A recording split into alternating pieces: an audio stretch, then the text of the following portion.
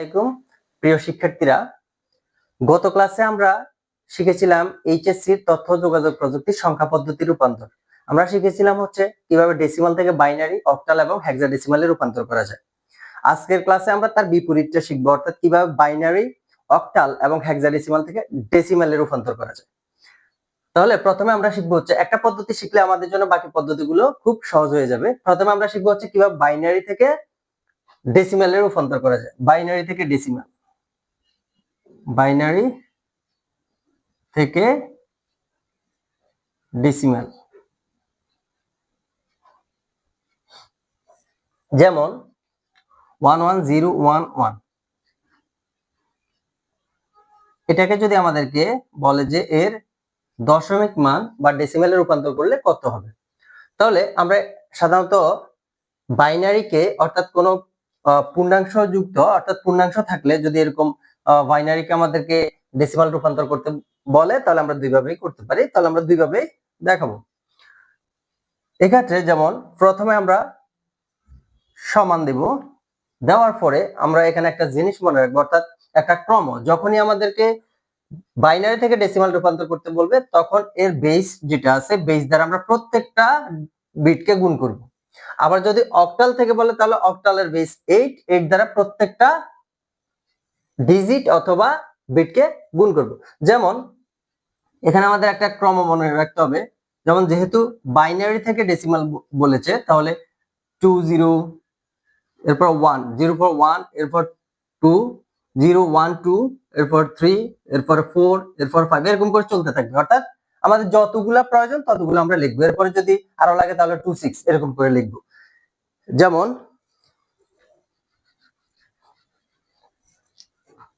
এখানে কি করব, প্রথমে একেবারে আমরা ডান দিক থেকে আসবো, ডান দিক থেকে বামে।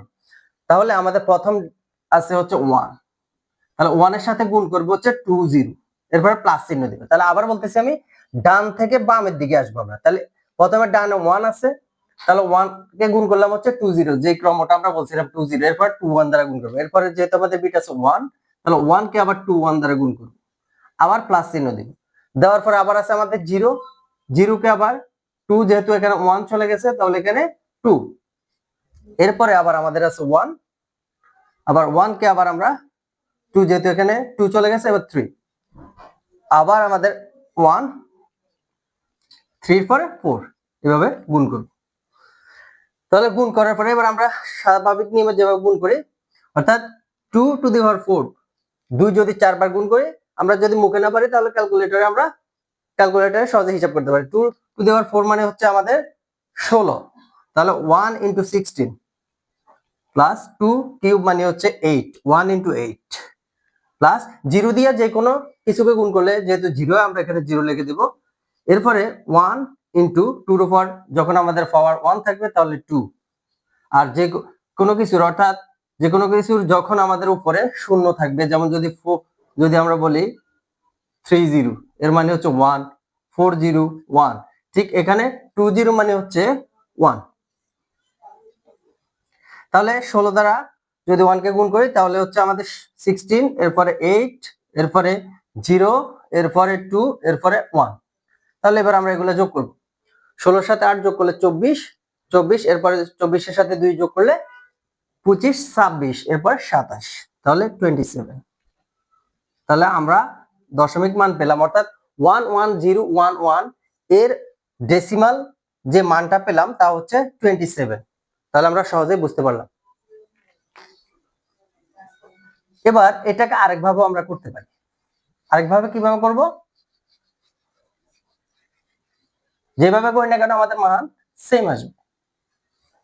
আরেকভাবে করতে পারি হচ্ছে আমরা এইভাবে, যেমন এখানে আমাদের প্রথমে 1 আছে, তাহলে 1 কে আমরা জানি সর্বডানে যেটা আসবে ওইটা থেকে শুরু করব, 20, এরপরে দ্বিতীয়টা হচ্ছে 1 ইনটু 2 1, এরপরে আবার 0, 0 ইনটু 2 2, এরপরে আবার 1 ইনটু 2 কিউব, এরপরে আবার 1 ইনটু 2 4। তারপর আমরা আগের মতো মান বসাই, যেহেতু 1 ইনটু 2 0 মানে হচ্ছে 1, তাহলে আমাদের 1 1 1। এরপরে এখানে আমাদের আবার 2 উপরে পাওয়ার 1 মানে আমাদের এখানে 2ই থাকবে, তাহলে 2 এর সাথে 1 করলে গুণ করলে 2, 0 দিয়ে যে কোনো কিছু গুণ করলে 0, তারপর 2 কিউব মানে হচ্ছে 8, এটাকে অর্থাৎ 8 এর সাথে 1 গুণ করলে 8 হয়, এরপরে 2 টু দি পাওয়ার 4 মানে হচ্ছে 16, তাহলে এগুলো এরপর আমরা যোগ করে দিব, তাহলে আমাদের হচ্ছে 2 একে 3 আর 3 11, 11 16 27, অর্থাৎ 27, তাহলে সেম মান এসেছে। আমরা এইভাবেও করতে পারি, অর্থাৎ দাগ টেনে টেনেও আমরা করতে পারি অথবা নিচে সাজিয়েও করতে পারি। তাহলে এটা শিখলাম আমরা হচ্ছে যদি আমাদের রেডিক্স পয়েন্ট না থাকে, অর্থাৎ পূর্ণাংশের ক্ষেত্রে বা ইন্টিজারের ক্ষেত্রে। এবার আমাদের রেডিক্স পয়েন্ট থাকলে আমরা কি করব, যেমন যদি বলি 1011.110, এটাকে যদি আমাদেরকে বলে এর ডেসিমাল মান কত হবে, তাহলে আমরা কিভাবে করব?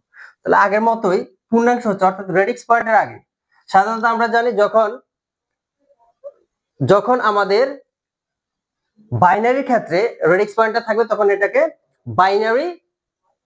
বাইনারি পয়েন্ট বলা যায়, আর ডেসিমালের ক্ষেত্রে যদি রেডিক্স পয়েন্টে থাকে তখন এটাকে ডেসিমাল পয়েন্ট বলা যায়। তো এই রেডিক্স পয়েন্টের আগের অংশ হচ্ছে পূর্ণাংশ, তাহলে আগের ক্ষেত্রে আমরা হচ্ছে ডান দিক থেকে বামে আসবো, তাহলে এখানে আমাদের আছে 1, তাহলে 1 লিখলাম, এরপর 1 কে গুণ করব আমরা হচ্ছে কত দিয়া, 1 কে গুণ করব 20 প্লাস, এরপর আবার 1 2 1 প্লাস, এরপরে 0 2 স্কয়ার, এরপরে আমাদের 1 2 কিউব। তাহলে আমাদের পূর্ণাংশ রেডিক্স পয়েন্টের আগে যেটা আছে এটা পূর্ণাংশের ক্ষেত্রে আগের মতো, অর্থাৎ ডান থেকে, যে ডান থেকে আমরা বামের দিকে আসলাম। যদি রেডিক্স পয়েন্ট থাকে তাহলে রেডিক্স পয়েন্টের জায়গায় আমরা একটা প্লাস চিহ্ন দিব, যদি রেডিক্স পয়েন্ট থাকে তাহলে রেডিক্স পয়েন্টের ক্ষেত্রে আমরা বাম থেকে ডানে যাব। রেডিক্স পয়েন্ট না থাকলে, রেডিক্স পয়েন্ট যদি না থাকে অর্থাৎ রেডিক্স পয়েন্টের আগের অংশ আমরা হচ্ছে ডান থেকে বামে আসলাম, এই যে ডান থেকে এই বামে আসলাম।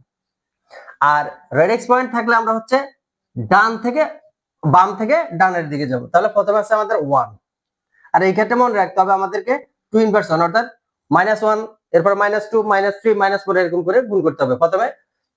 এই ক্ষেত্রে অর্থাৎ পূর্ণাংশের ক্ষেত্রে আমরা 0 থেকে শুরু করেছিলাম, আর এই ক্ষেত্রে আমরা শুরু করব হচ্ছে -1, অর্থাৎ ইনভার্স 1 থেকে শুরু করব। এরপরে আমাদের আবার 1 প্লাস 1 ইনটু, যেহেতু -1 এরপর -2, এরপর প্লাস আবার 0 আছে -3, তাহলে এবার আমরা গুণ করে দেব। তাহলে 2 কিউব মানে 8, এরপরে 1 এটার সাথে গুণ করলে 8ই হয়, এরপর 0 দিয়ে গুণ করলে 0, এরপর 2, এরপরে 1 প্লাস, এবার আমাদের এখানে কত আসে আমরা সবাই জানি ইনভার্স, অর্থাৎ সাধারণত যেহেতু এখানে 2 ইনভার্স 1 আছে, আমরা উপরে 1 নিয়ে আসলে নিচে আর মাইনাস থাকবে না, তাহলে এটা হবে হাফ প্লাস, এরপরে এখানে কত হয়, যেহেতু আমাদের এখানে 2 ইনভার্স 2 আছে তাহলে 1/2 স্কয়ার আমরা লিখতে পারি, তাহলে 1/4 প্লাস এখানে 0 দ্বারা গুণ করলে 0। এবার আমাদের রেডিক্স পয়েন্টের আগের যে অংশ ছিল তার মান হচ্ছে এখান পর্যন্ত, অর্থাৎ 1 2 0 8, এগুলো আমরা আলাদা যোগ করে দিব। তাহলে 8 8 আর 2 10, 10 আর 1 11 11, আর বাকি আছে হচ্ছে আমাদের হাফ। তাহলে হাফ মানে হচ্ছে আমরা ক্যালকুলেটরে যদি এটা ভাগ করি তাহলে আসে হচ্ছে 0.5 প্লাস 1 কে যদি আমরা 4 দ্বারা ভাগ করি তাহলে 4 25 100, অর্থাৎ 0.25 আসে, 0.25 0.25, আর শূন্য আমাদের লেখার প্রয়োজন নেই। তাহলে এখানে মনে রাখতে হবে আমাদের রেডিক্স পয়েন্টের আগে কিন্তু এই অংশ ছিল, তাহলে এই অংশ যোগ করছি আর আমরা কত হয়েছে 8 আর 2 10, 10 আর 1 11, অর্থাৎ 11 হয়েছে। আর বাকি অংশটা আলাদা করতে হবে, যেহেতু রেডিক্স পয়েন্টের পরের অংশ হচ্ছে এখান থেকে এখান পর্যন্ত, তাহলে রেডিক্স পয়েন্টেরটা আলাদা করতে হবে। তাহলে আমরা পেয়েছি হাফ এর হচ্ছে 0.5, 1/4 এর হচ্ছে 0.25, আর শূন্য আমাদের এখানে প্রয়োজন নেই।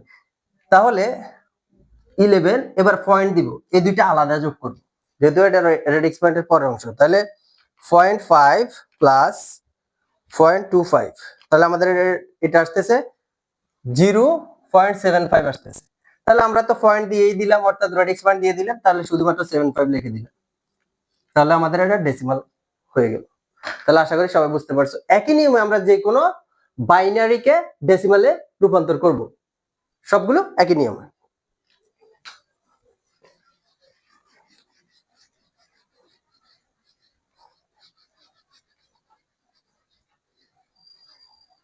তোমাদের জন্য একটি কাজ হলো 1.1101 কে তোমরা